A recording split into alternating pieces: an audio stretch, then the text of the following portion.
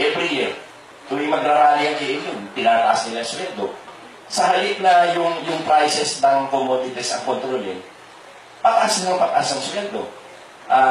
Nagsipaksara yung mga factories dito na malalaki, no? Kagaya ng Adidas, Verstads, Regis, yung malalaking factory, mga Unilever, Colgate-Palmolive, lahat yan, nagsisara ng mga factories nila dito. Dahil katwiran nila, ang taas-taas ng sweldo, kung ikukumpara mo sa Asian region, napakamahal ng kuryente.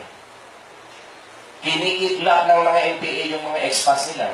Pag hindi nagbayad ng blood tax, ng tax ng people's tax, susunugin yung mga truck. Kaya, milyong Pilipino na wala ng trabaho dahil sa bagay na yan. Ang Meralco, tingnan nyo yung Meralco, ha? Binili na yan ng administrasyon ni Presidente Marcos. Ginawa na yan pag-aari ng mga tao. Kaya nga tayo noon, nagkaroon tayo ng mga dividendo tuwing end of the year, nakakatanggap tayo ng cheque from Meralco. Bilang share natin, as owners of Meralco, ang ginawa ni Cory pag-upo niya. Binalik niya sa mga lobbies na walang bayad. Yan, alam niya ni Professor Ato. Malaking kapahamangan ang ginawa sa atin ng mga Aquino. And still, binobola, ginagawang mga mangmang at ignorante ng mga Pilipino, sila ay hero. No? Paano nila ginagawa yan? Yung yellow media, every year, piniplay yung February Revolution. Kagagawa naman ng Amerikano yan eh. Dahil gusto nila palayasin si Marcos, dahil hindi na nila matiktahan.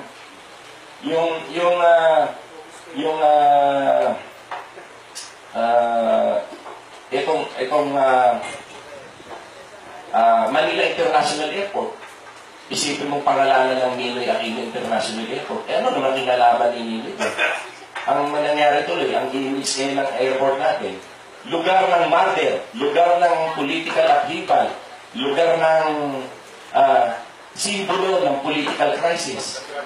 Kaya napakapangit. Ba't hindi ba ibalik yan sa Manila International Airport? Ito pa isang nakakainis, nakakapag-init ng dugo ito. Yung Rizal Memorial Stadium. Isipin mo palitan ba naman ng Ninoy Aquino Stadium? Ano naman? Ikumpara nyo nga si Ninoy kay Rizal. Ikumpara nyo yung sakripisyo ni Rizal na talagang kusang nagpabaril para lang magising ng mga Pilipino.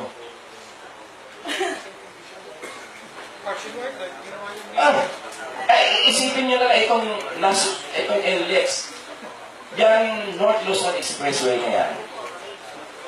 Ang blueprint niyan ay binuo during the time of President Diosdado Macapagal. Yung plan niyan. Ang nag-implement si President Marcos ang nagpa-construct. Ang nagpa-extend at nagpalapad niyan si President Gloria Macapagal Arroyo hanggang SCTEX. Pati yung TPLEX na yan was done, the planning and the budgeting was done during the time of Gloria. Ngayon, mayroong isang sip-sip na bobo at na isang kumbisista na talagang namumura ng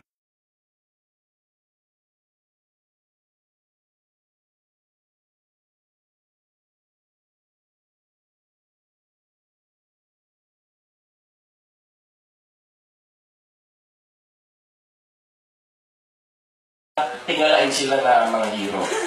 At sa ganoon, kung sino yung gusto nila ibigtan na gawin sa eleksyon, yun ang mananalo. Hindi ba malaking kalukuhan yan? Malaking panluloko, ginagawa tayong mangmang at mga ignorante hanggang ngayon.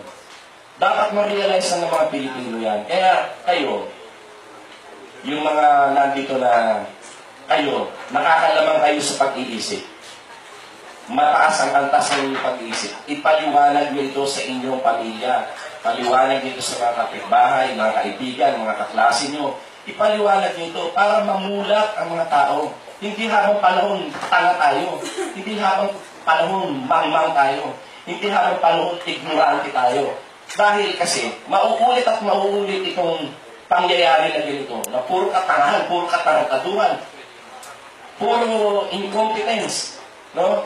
Eh kasi hanggang hindi nagigising ng mga tao, hanggang hindi nakakawala sa pagkakaalipin ng pagiging mamang at ignorante, walang mangyayari dito sa bansang ko. Yan ngayon ang isang adhikain ko.